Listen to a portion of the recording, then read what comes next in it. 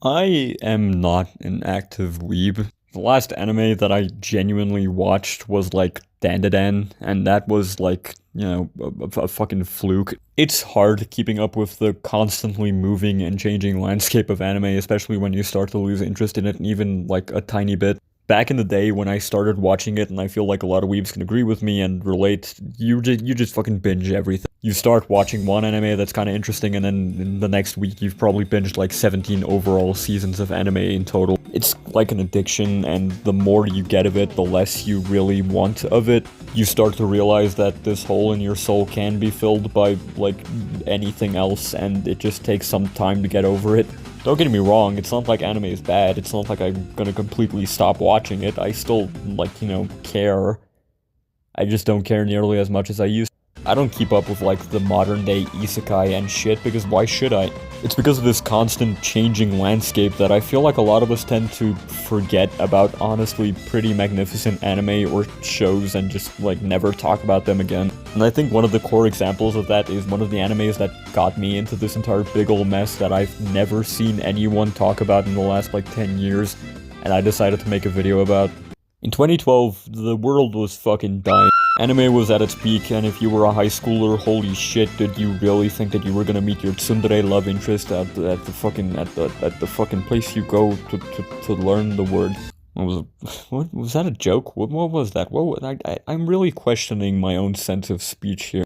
Anyway, 2012 was fucking hectic. A lot of anime released, a lot of good anime released, a lot of shit was happening. And then one day you go home, you pop open your totally legal anime site and you see a show called Guilty Crown, and you think, oh, this is gonna be more ecchi hentai, and then it turned out it was just kind of cool. Guilty Crown is a weird mesh between an action romance mecha anime, which might sound like something you know. Fuck off, I don't like you. But I promise you, it's not Get Out of the Goddamn Screen. It's not actually that bad. I'm hyperbolating, but still, I don't like Evangelion. I think it's pretentious. God, I'm gonna get a lot of flack for that one, huh? When Guilty Crown released, my little tiny fucking baby brain didn't even really give a shit about anime at all. The only anime I'd watched at that point was Dragon Ball Z. And then one day, when scrolling through YouTube, I found this cool dubstep remix of Mr. Brightside. I swear to God, this is going somewhere. Me being me, obviously I liked dubstep. I still do, kind of, but not as much as I did, and I liked this remix. And then the author or publisher or uploader or whatever deleted the video because of copyright, obviously. And I was very sad. I couldn't remember what the remix's name was, and I started looking for it literally everywhere and scoured the internet only to find this AMV about Mr. Brightside of the anime. And I was hooked. I don't know why, but watching this single AMV uploaded by Carl with a K, yes, I still remember that. I still visited frequently just to see what's up. It got me interested to watch Guilty Crown. I mean, why not? It looked cool, it looked kind of fun. Why was no one talking about this? What the hell is an anime? And just like that, an addiction had started with this dumbass little thing. Guilty Crown spanned over 24 episodes and told a story that hadn't been based on any manga before, which also kind of intrigued me. It was an anime original, and it was kind of big for, like, when it released. People were talking about it. The story follows a fucking character archetype, which is pretty basic at this point, being our silent, feeling sorry for himself man-child Shuoma, a character who I honestly related to, and I feel kind of shitty about that, but I used to be a fucking an edgy teen, alright? Let me have that. I used to do a lot of the shit Shu did. I felt sorry for myself. I used to be the dick before I started reading Berserk. Yeah, I will never not mention Berserk. Get used to it. Anyway, in this anime, Shuoma gets the unique power off of some magical scientific voodoo to take out people's voids, which is effectively like a manifestation, like a physical manifestation of their soul into like a weapon or a fridge that one time. And then he can use them, and every time he does it on a girl, they do this, and it's really weird. Now, as interesting as this original kind of cool setup was, the story went way deeper with it than you could have imagined. You see, Shu is being hunted by terrorists. I am not joking. Shu is a fucking virgin, nerdy loser who just kind of hates people around him and is kind of a dick about it for no good reason. He builds this obsession with this pink-haired pop star, which I'm sure is not related to any childhood incestuous trauma that he had, I'll get to. And then one day, like a fucking very fucked up version of a romantic fantasy, he sees that she's been shot and also chilling in his like little hangout hideout zone near the school. He like gets close to her and they talk, and she's like a fucking brick wall. She's really quiet, which is kind of fucking weird because, you know, like what? And then she gets kidnapped by the government. You see, in this world, the virus had taken over the world and had been like just completely fucking authoritarian. This unique company, I think called GHQ, took over everything after things went to shit because Japan needed the fucking aid of them. They've been using this virus to do a lot of experimentation and shit, which leads to the original scientific research which gives Shu his powers. And also, they're just kind of assholes. They have like cures for really sick people to maybe help them, but it's also not really a cure, and it also doesn't really help them, and it's also insanely expensive. And they also just wipe out people who aren't sick just so they can get what they want. And they're also doing shit behind the public's back, and yeah, they're just like, enter evil government here. Anyway, events partake. Shu gets this unique scientific power after saving the pop star. He gets recruited by a terrorist organization known known as Funeral Parlor, because when their comrades die, they'll be there to sing. Oh, it was really fucking goofy. Anyway, he gets caught up in some terrorist shenanigans. He doesn't really want to help them, but at the same time he does, but at the same time he doesn't, and at the same time he's only there because of Inori, which I'm sure isn't caused by any incestuous childhood trauma. And then he officially decides he's gonna help them full out, and then something happens, and then he changes his mind, and it's really fucking stupid. The first part of Season 1, which is like the first 12 episodes, gotta remember when anime used to have 24 episodes in one season. The first part is actually pretty good and has its own little self-contained story, which I'd like to think is the entire story, and it ends after part 1. It involves Funeral Parlor, this terrorist group going against the government and figuring out all their secret voodoo bullshit, including like this massive space laser they've just been keeping on hand and like using to wipe people out and whatever. Dude, this anime gets weird at times. Like, the mechs aren't even a part of the plot. They're just there, man. They're just there. Eventually, the season culminates in Shu finally deciding that he's gonna help these terrorists fully, and that he sees them as friends and family instead of rigmaroling like he's been doing this entire time. He helps them, they destroy the laser by doing some unique voodoo magic bullshit. He kills someone, I think. I don't remember. I don't think he's killed anyone at this point, but he has to learn how to, whatever, because he's like soft and doesn't want to kill people. It doesn't matter. He destroys the laser, everyone's happy, fucking Guy, the leader, dies. Part 1 ends. What? Part 2 opens on Shu being more self-confident, and everything's going pretty good until their entire city gets fucking locked down into the walls with the evil government behind. Yeah, they get locked up and effectively fucking left for dead. They don't care about rationing them, they don't care if they, you know, if they get sick, they do not care.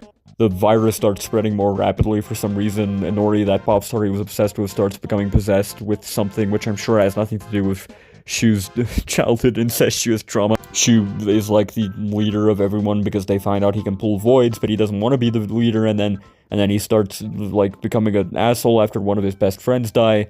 And then, you know, like, he starts, like, ranking people on the value that their voids bring, and it's like, what's the value of a soul? If you could calculate that, would that be a fair way of, you know, like, doing that? How useful someone can be? He turns into kind of a dick. Guy comes back because he's not dead and he's a clone. He cuts off Shu's arm, he takes Shu's power. He starts reviving this evil ancient fucking goddess who controls the fucking crystallization. Turns out Shu has some connection to the fucking virus that we don't know about because his dad found it when it landed on the Earth, like, fucking 20 years ago or some shit. Turns out Guy's been doing all this so that it can actually stop that evil space witch from doing whatever the fuck she does, but turns out he switched sides for some reason that's never explained. Nori's actually a clone being taken over and possessed by the space witch, and she starts doing evil shit. A lot of different characters have a lot of arcs which go nowhere and just fucking aid in telling a story that doesn't need to be told. A lot of the terrorist people die, a lot of the other terrorist people just kind of chill out and pretend to be high schoolers for a bit, and it's kind of wholesome. Shu is in a pit, and Nora leaves him because she fucking gets kidnapped by the government people, and she's being possessed, and it turns out Shu's actually the one responsible for all this in a way, and then he gets another void genome, which lets him pull more voids, and then it turns out Nori was actually possessed by his evil sister, which was infected by the virus like 20 years ago or whatever, and she's the one who started the entire fucking outbreak of the pandemic, and Guy tried to stop her, but then he got fucking killed, and turns out he was actually in the childhood fucking trauma center.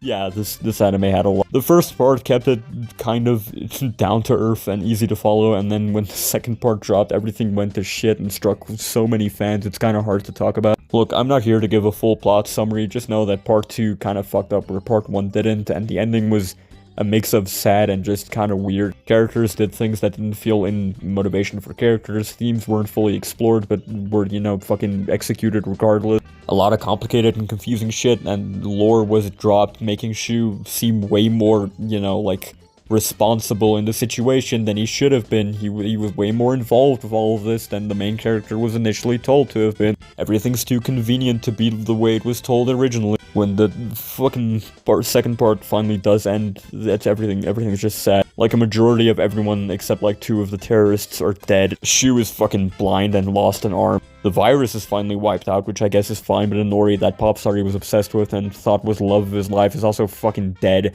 Maybe. She might be in his head. They might have combined souls. It's never explained. The anime ends. No one cared. This was kind of a big old letdown for a lot of people who were watching it at the time, myself included, after, you know, watching it after the time. Guilty Crown is generally a good anime. Like, everything you'll see in the first part and stuff is interesting as shit and honestly well executed. The characters, despite falling into tropes, are kind of interesting and fun to follow, and they have somewhat, you know, like, formed chemistry.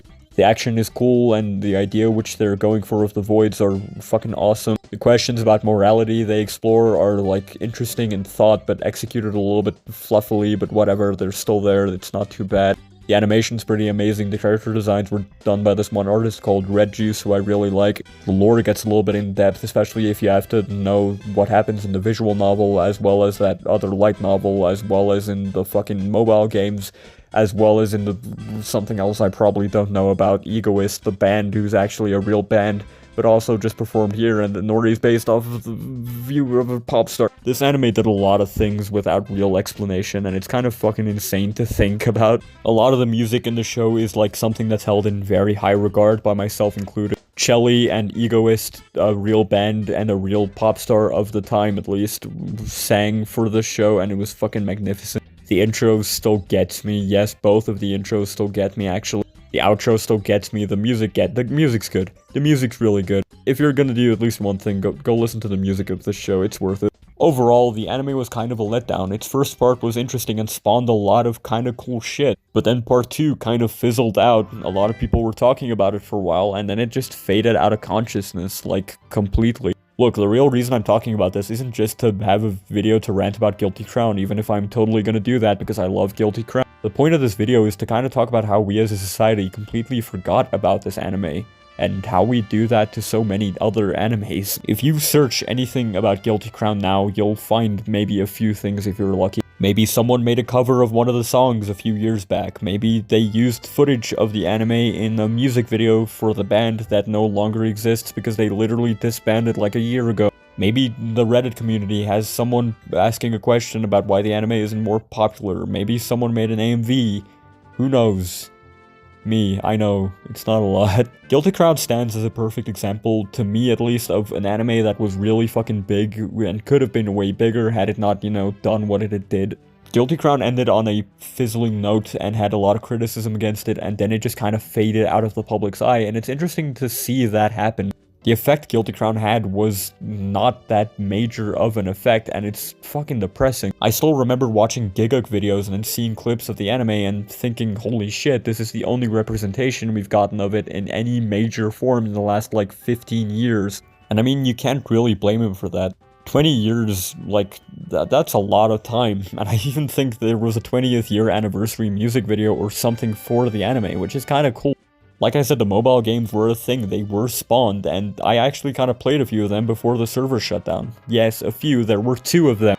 I got to play, like, a little bit of them until the servers were shut down, which is surprising because I played these in, like, 2020, I think. These servers lasted way longer than they had any right or fucking merit to, you know, be up for. The visual novel, despite just being a complete lore dump, is like one of the hardest things to get your goddamn hands on. The light novel has like no representation anywhere online except for the actual Supercell website, and even then I don't think it has translations in English. At least it didn't. I don't know if it does now. Maybe it does. The fan base is kept alive by a few streaks of people who are making fan art or talking about the show in like very loose terms, just being like, oh, I like this anime, and then never talk about it again. Guilty Crown has completely vanished from our consciousness as a weeb fucking community, and that's sad, man. How many more anime have done this? How much do you need to produce to make an anime that's worth remembering for a long-ass time? And I mean, Guilty Crown isn't the only case of something like this happening. I feel like it happens a lot. Anime is, like I said in the beginning of the video, way too hard to follow. It has an influx of millions of entries daily, and I can guarantee you that some of those just go completely missing and no one even thinks about it. Hell, I can think of a few examples of anime I watched way back when I was kind of in my heyday that no one ever talks about anymore. If you think back to anything, like I Shaved and Then Brought Home a High Schooler, that, you know, like that romance anime, that one where the guy, Omi-san or whatever, I can't even remember the anime's name, but it was about like a guy who's a host on a children's show, but he's also really depressed, and it was really funny, and I really liked it. No one remembers these animes anymore. Hell, even more modern examples of animes that were considered to be fucking masterpieces when they released, like Cyberpunk Edgerunners, have been almost completely forgotten. People don't talk about Edgerunners anymore because there's not much to talk about. I mean, what do you want to talk about? Do you want to theorize about the show? Do you want to talk about how sad it is that it's gone? It's gone. Get over it. And that's kind of the mentality of all of these. I feel like it's too easy to miss art like this. There's just so much of it that you can't keep up with it anymore, and it's fucking sad. Ideas and potential in shows and creators are being completely forgotten about because, well, they're not relevant enough, or they just get overshadowed by way bigger things. And even if they are big enough to, you know, withstand their test and actually get, you know, put to screen or adapted, they won't last long, or if they do, they will be forgotten. The reason I chose Guilty Crown is because it's one of the only anime I followed and, you know, actively seen the effect of it being forgotten over the years. There's too many examples of shows just being produced or fucking forgotten about after its first season, and that's really, really, really bad.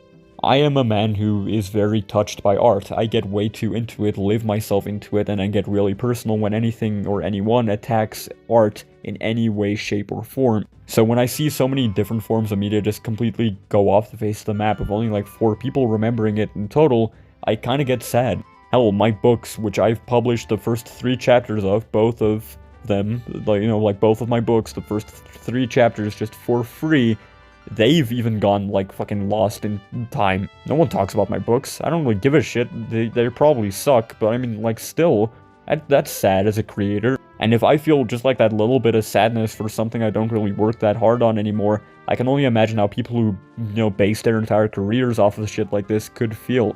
I'm not making this video to ask for, you know, some big change. I know that's not gonna be possible. My words aren't gonna make some people just instantly fucking think about every single anime they've ever watched and archive and talk about it forever, because in the end of the day, you can't do that. You can't talk about something if it's not being, you know, relevantly uploaded and published and fucking, you know, updated anymore. There's a reason why these animes go forgotten, and it's just because the fan bases, whilst being loyal, have to move on to newer things that are still, you know, relevant. The reason I made this video wasn't to talk about, you know, oh, we should be relicking these more often, which I still think we should, but it was more so just to look back and see this single anime, this grain that's been forgotten amongst the millions of other grains just like it, and say, holy shit, do you remember this anime? Do you remember Guilty Crown? I remember Guilty Crown. I fucking liked Guilty Crown.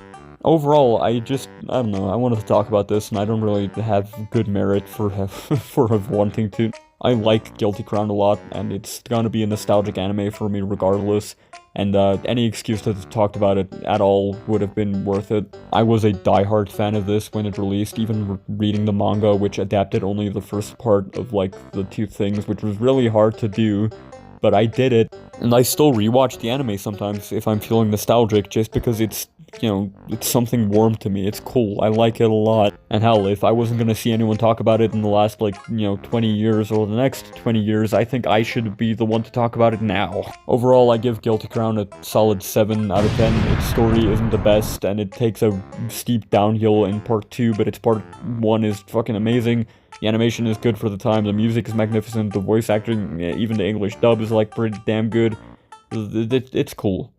If you like Code Geass, but you don't want to think as hard, then watch Guilty Crown. It's worth it. And yeah, don't forget anime. Talk about some of the anime that have been forgotten that you completely think is unfair and should be talked about more in the comments. Get some fucking buzz going. Be the reason why something you like doesn't die. Because art is art. It deserves to be reliced. Even if it's forgotten, just make sure it's not forgotten right now. We live in an age where there's too much to forget. So, yeah.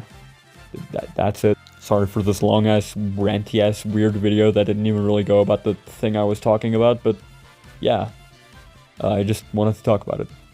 If you somehow enjoyed my random-ass rambling, thanks. And, maybe consider leaving a like and subscribing. If you're intrigued about my books, by the way, I do want to talk about it, but also not really, because I feel like that would be kind of pretentious. I like my books, I am not published, I am still writing them. If I ever talk about them, it'll be in the future when people actually ask or care. And, yeah, other than that, thanks for watching, if you did. It's cool to see y'all here. Why am I talking like this? What the fuck is, why am I still there? Bye. Oh, can you hear me? I doth protest I be sick. The fuck is this channel? Why do you watch my content? What the fuck is wrong with you? Also, why'd you stick around? Why'd you want to hear the bloopers, you sick fuck? Go watch anime.